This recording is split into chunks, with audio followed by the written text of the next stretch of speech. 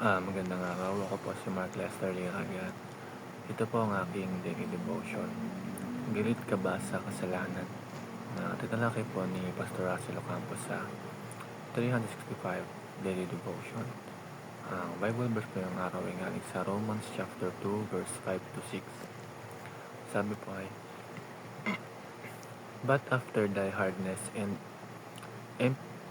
impenitent heart treasurest up unto thyself wrath against the day of wrath and revelation of the righteous judgment of God, who will render to every man according to his deeds. Minsan, naisip man natin na bakit parang tahimik lang si Lord kahit ang daming naranasang kasamaan sa mundo. Pero ang totoo, hindi ibig sabihin na wala siyang ginagawa. Hindi siya bulag sa kasalanan. Ang Diyos ay isang righteous judge, makatarungan, banal at hindi nagpapalampas ng mali. Ngayong araw ay tatalakayin natin ang konsepto ng judgment o paghukom ng Diyos. Marami sa atin takot marinig ang salitang judgment, pero ito ay isang expression ng kanyang kabanalan at justisya.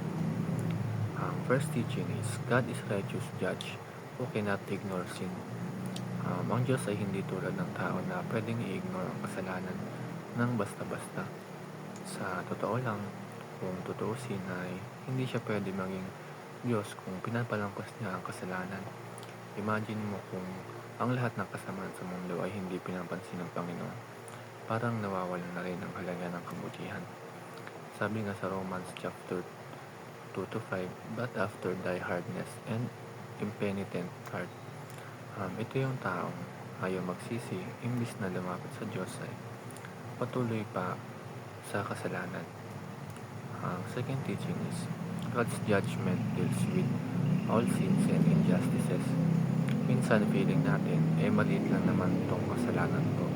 Pero tandaan natin, walang sin na maliit sa mata ng banal na Diyos. Kasalanan man yan ang paninira ng kapwa, pagiging unfaithful o pagiging mapagmataas. Lahat ng ito ay deserving of judgment. Lalo na sa mga injustices ngayon, mga inaabuso, mga pinagsasamantalahan, mga nananakawan ng karapatan. Tandaan natin, God sees it all. At ang last teaching is, God provided Christ for us to escape judgment. Ito ang pinakagrabe at pinaka-gracious na parte. Alam ng Diyos na lahat tayo ay makasalanan. Alam niyang deserving tayo ng kanyang galit at pag-uukom. Pero sa kanyang awa, binigay niya si Kristo. Si Jesus ang tumanggap ng hatol na para sa atin. Siya ang umako ng kasalanan ng mundo para tayo ay mapatawad. Hindi ito dahil mabait tayo, kundi dahil mabait siya. Sabi nga sa Romans chapter 2 verse 6, We will render to every man according to his deed. So kung ang ating deeds ay kasalanan, dapat hatol. Pero dahil si Kristo ang tumanggap nito, tayo ay pinalaya kung tayo ay magpapasakop sa Kanya at magsisi.